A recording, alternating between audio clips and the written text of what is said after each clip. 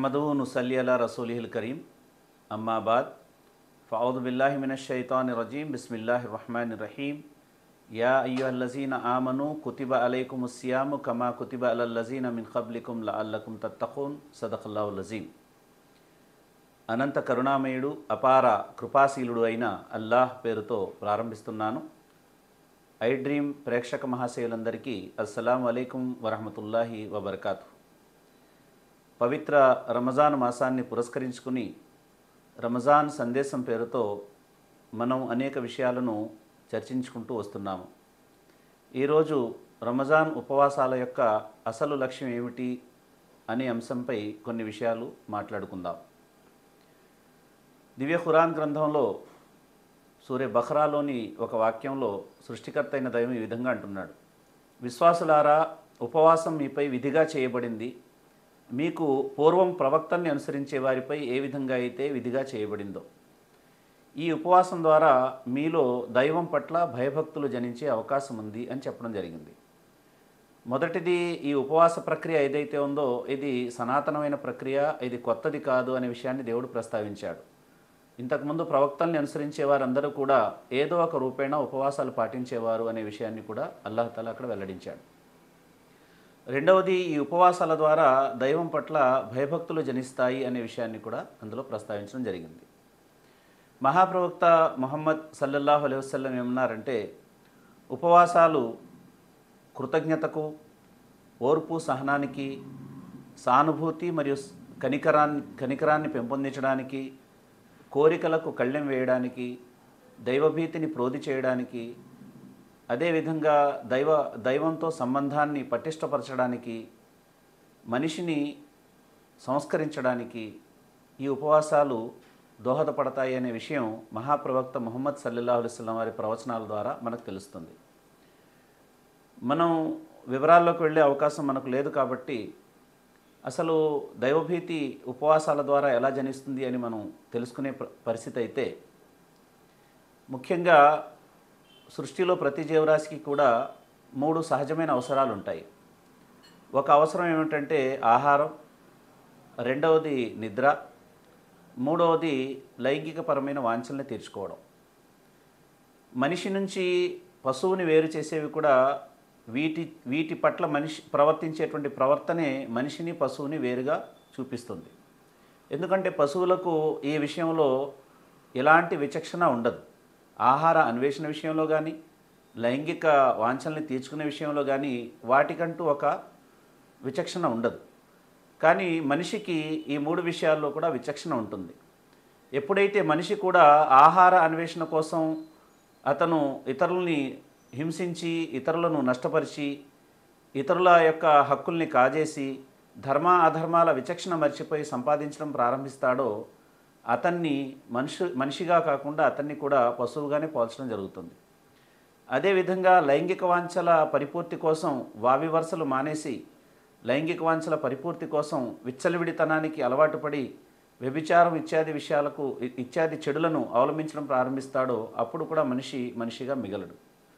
కనుక మనిషి యొక్క ఈ ఆహారం అనేటువంటి సహజమైన అవసరం, నిద్ర అనేటువంటి సహజమైన అవసరం, అదేవిధంగా లైంగికపరమైన కోరికలు అనేటువంటి సహజమైన అవసరాలు ఏవైతే ఉన్నాయో వీటిని ఒక నిర్దిష్టమైనటువంటి ప్రణాళికాబద్ధంగా, అలాగే నిర్దిష్టమైనటువంటి విధానంతో, అదేవిధంగా ఒక నైతికపరమైనటువంటి హద్దులకు లోబడి వాటిని పాటించడానికి, వాటిని పొందడానికి మనిషిని తీర్చిదిద్దేదే ఉపవాస ప్రక్రియ. ఎందుచేతనంటే ఉపవాస సమయంలో దైవం ధర్మసమ్మతం చేసిన విషయాల నుంచి కూడా మనిషి దూరంగా ఉంటాడు. సూర్యోదయం నుంచి సూర్యాస్తమయం వరకు కూడా దేవుడు ఆహారాన్ని నిషేధించుకుంటాడు. స్వయాన భార్యతో కలిసి ఉండేటువంటి అవకాశం ఉంటుంది, కానీ దాన్ని కూడా మనిషి నిషేధించుకుంటాడు. ఈ విధంగా దైవ ఆదేశం మేరకు ధర్మసమ్మతమైనటువంటి విషయాలని ఆ సమయంలో, ఆ యొక్క సూర్యోదయం నుంచి సూర్యాస్తమయం సమయంలో అతను వాటి నుంచి జాగ్రత్తగా ఉంటాడు. అంటే ఇంకా అధర్మమైన విషయాల జోలికి కనీసం ఊహించలేడు. కనుక ఇక్కడ అర్థమయ్యే విషయం ఏమిటంటే, మనిషి ఈ ఆహారం, లైంగిక వాంఛలు పరిపూర్తి ఏదైతే ఉందో వీటి మీద ఒకవేళ నియంత్రణ లేకపోతే మనిషి పశువులా మారిపోతాడు. మరి వీటి పట్ల నియంత్రణ తీసుకొచ్చేటువంటి చక్కటి సాధనమే ఉపవాసం. అంటే పంచేంద్రియాలపై పట్టు సాధించడానికి ఉపవాసం చక్కగా దోహదపడుతుంది అనే విషయం మనకు తెలుస్తోంది. అదేవిధంగా ఈ నెల ఈ ఈ ఈ రంజాన్ యొక్క ఉపవాసాలు యొక్క ఇంకొక ప్రత్యేకమైన విషయం ఏమిటంటే దైవభీతి జనిస్తుంది అని చెప్పడం జరిగింది. దైవభీతి జనించేటువంటి విషయంలో దివ్య ఖురాన్ గ్రంథం ఏమంటుందంటే దైవభీతి కలిగి ఉండేటువంటి వాళ్లకు మరణం తర్వాత స్వర్గం లభించడం అయితే తప్పనిసరిగా లభిస్తుంది, కానీ ప్రపంచంలో కూడా విజయవంతమైన జీవితం లభిస్తుంది అనే విషయాన్ని సృష్టికర్త అయినటువంటి అల్లా తెలియజేస్తున్నాడు. ఖురాన్ గ్రంథంలో ఉపాధి గురించి మాట్లాడుతూ సృష్టికర్త అయిన అల్లా తలాక్ సూరాలోని మొదటి వాక్యాల్లోనే ఏమంటాడంటే ఎవరైతే అల్లాహకు భయపడుతూ పనిచేసుకుంటూ పోతాడో అల్లాహ్ అతని ఊహకు కూడా అందనటువంటి మార్గం ద్వారా ఉపాధిని ప్రసాదిస్తాడు. అల్లాహ్ను నమ్ముకున్న వారికి అల్లాహియే చాలు అని ప్రస్తావించడం జరిగింది. అంటే ఇక్కడ చాలా స్పష్టంగా ఉపాధి అవకాశం ఏదైతే ఉందో అది దైవభీతి ద్వారా నీకు లభిస్తుంది అనే విషయాన్ని సృష్టికర్త అయిన దైవం తెలియజేశాడు. అదేవిధంగా మరొక చోట ఒక ప్రవక్తకు సంబంధించిన విషయాన్ని మాట్లాడుతూ ఏమంటాడంటే ఆ జాతి వారు దైవభీతిని కనబరిచారు కాబట్టి వారిని మరలా ఏం చేశాం, మేము క్షమించి వదిలేసామని చెప్పడం జరిగింది. మరొక చోట ఏమంటాడంటే ఆ జాతి వారు ఒకవేళ దైవానికి భయపడుతూ ఉన్నట్లయితే వారికి ఆకాశంపై నుంచి భూమి నుంచి వారికి సమృద్ధిగా వారికి మేము ఉపాధిని కల్పించేవారం అనే విషయాన్ని ప్రస్తావించడం జరిగింది. ఈ విధంగా మహాప్రవక్త ముహమ్మద్ సల్లల్లాహు అలైహి వసల్లం కూడా అన్నారు రంజాన్ నెలలో ఉపాధి రెండింతలు అవుతుంది, ఉపాధిలో శుభాలు పెరుగుతాయని మహాప్రవక్త ముహమ్మద్ సల్లల్లాహు అలైహి వసల్లం చెప్పడం జరిగింది. అంటే రంజాన్ ఉపవాసాల ద్వారా ఒక విశ్వాసి దైవభీతిని కనబరుస్తాడు కాబట్టి ఈ దైవభీతి యొక్క శుభాల ద్వారా అతని ఉపాధి అవకాశాలు కూడా పెరుగుతాయి అనే విషయం మనకు చాలా స్పష్టంగా అర్థమవుతోంది. అంటే ఈ నెలలో దైవభీతి కలిగి ఉంటే ఉపాధి అవకాశాలు పెరిగినప్పుడు మరి ఈ ఎల్లవేళలా జీవితంలో దైవభీతి కలిగి జీవితం గడిపితే ప్రపంచంలో ఏ విశ్వాసికి ఏ వ్యక్తికి కూడా ఏదైతే కష్టాలు అనుకుంటామో అలాగే ఆదాయ మార్గాలకు సంబంధించి ఆహారానికి సంబంధించి ఏవైతే కష్టాలు వాళ్ళకు వస్తాయో వీటన్నింటి నుంచి కూడా బయటపడే అవకాశం అతనికి లభిస్తుందనే విషయం మనకు స్పష్టంగా అర్థమవుతుంది. ఇక దైవభీతి అంటే ఏమిటి అని ఒక సహాబీ వారిని అడిగినప్పుడు ఆయన ఏం చెప్తారంటే దైవభీతి అంటే అర్థం ఏమిటంటే ఒక ఇరుకైనటువంటి దారి ఉంది, ఆ దారి ఇరువైపులా కూడా దారి ముళ్ళ కంపలు పరచబడి ఉన్నాయి. ఆ దారిలోంచి నడవాలి అంటే ఆ ముళ్ళ కంపల్ని దాటుకుంటూ చాలా జాగ్రత్తగా వెళ్లాల్సి ఉంటుంది. ఆ విధంగా వెళ్ళే సమయంలో ఆ యొక్క ముళ్ళ కంపలు బట్టలకు తగిలి ఆ బట్టలు చిరిగే అవకాశం ఉంటుంది, కాళ్ళకు గుచ్చుకునే అవకాశం ఉంటుంది. అయినా సరే చాలా జాగ్రత్తగా ఎలాగైతే ఆ దారిన వెళ్ళడానికి ప్రయత్నం చేస్తామో దైవభీతి కూడా అలాంటిదే అని ప్రస్తావించడం జరిగింది. అంటే అర్థం ఏమిటంటే చెడులు అనేటువంటి ముళ్ళు ఏవైతే ఉన్నాయో అవి మనం నడిచే మార్గంలో ఎక్కువగా పడి ఉంటాయి.